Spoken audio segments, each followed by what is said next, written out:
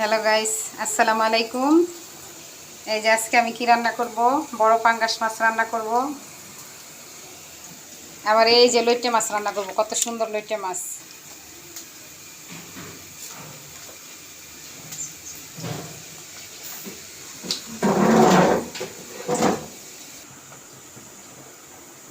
আর এই যে কত সুন্দর গুড়া মাছ।